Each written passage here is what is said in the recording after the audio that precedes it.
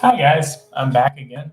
Once again, it's Carrie Carr, and this is my broadcast. And I have this broadcast here as a way for me to work on my social anxiety and improve my abilities talking in front of people, and improve my thinking on the spot. And I wanted to check in today because I had a really good day.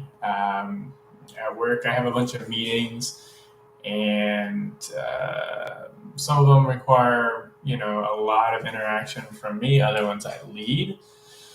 You say, "Oh man, Carrie, you lead meetings. Like you don't actually have an anxiety issue. Like this isn't truly a problem for you." But the fact of the matter is that throughout the course of these meetings, I suffer extensively from anxiety. I mean, before the meetings, I can be shaking, I can be sweating, whatever the case may be, very uncomfortable during the meetings.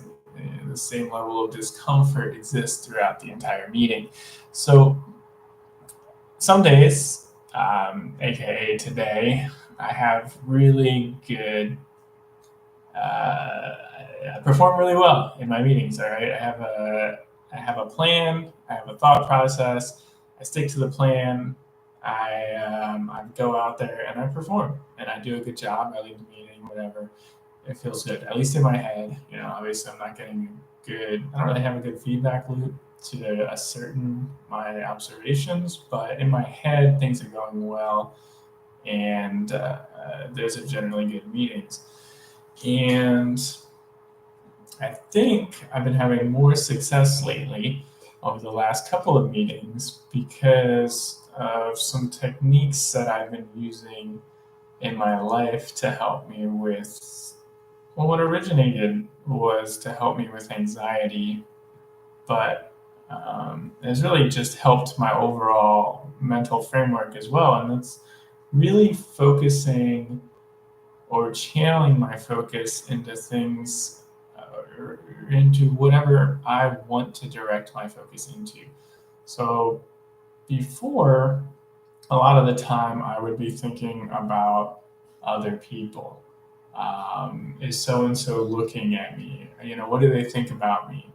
What am I doing wrong at this moment? You know what I mean? And this could be doing anything. This could be driving down the street. Oh, I pull into the next lane. The person behind me. Did I inconvenience them? Did I slow them down? Did I do something that could, for some reason, you know, cause another person to be unhappy? And I lived my life like this for a very long time. Always kind of vowing to make things better for those around me, at a cost to myself. Like I would always suffer more relative to those around me. And what I realize is it's not how it should be. I'm not saying that I should do everything for me all of the time, but in general, I am me. So I should be looking out for me, and I should be looking to convenience myself at least an equal rate to me inconveniencing others. You know what I mean? And a lot of times I'm projecting this into my head. I'm not actually even inconveniencing someone or doing something that bothers somebody else, right? It's all in my head. And so what I've done is I've just been brute force, like forcing myself not to think these thoughts, like constantly. Like if I notice myself thinking, so there's two different things. One, sometimes I'll brute force my way and I just won't have those thoughts. I won't do it. I won't listen to my head with regard to those items. And then the other way is that I'll kind of acknowledge that I'm having this thought, and I think people call this mindfulness, but I'll acknowledge that I'm having the thought, I understand it's there, and I'll choose to kind of focus my direction on or focus my mental lens to focus on something else. And so I'll do that. And I've been doing this for months now, months of effort. So it's been a bit of a journey, but I'm starting to see it pay off. I'm starting to be able to control my mental state, even in these challenging meetings where I've got to think through technical thoughts and I've got to say the right thing in front of multiple people, whether it's my boss, whether it's my boss's boss, customers, whatever the case may be. And so That's really exciting for me because, like I said, I've been dealing with this challenge for my entire life. So just seeing myself take a little bit more of that power into my own hands and use it to, say what I want to say what's important to me, and um, not fear the repercussions of, someone thinking, oh, whatever you said is stupid. That doesn't make sense to me. No, in my head, I'm telling myself, hey, what I think is important is important. What I think is right is right.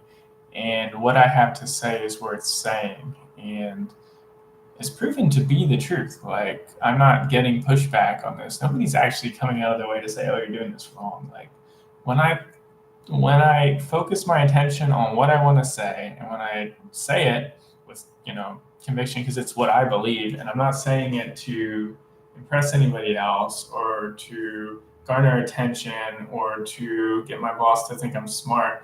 I'm just saying what I need to say because I believe that's the right thing to say. I have found A, I don't struggle with anxiety as much. B, I know my meetings are more concise. They don't wander at all because I'm focused, exactly on what I want to say. I already know going into it. So it does take a little bit of extra preparation, right? I have to sit down before my meeting. I've got to, hammer down what I want to say, exactly what I want to cover, in what order.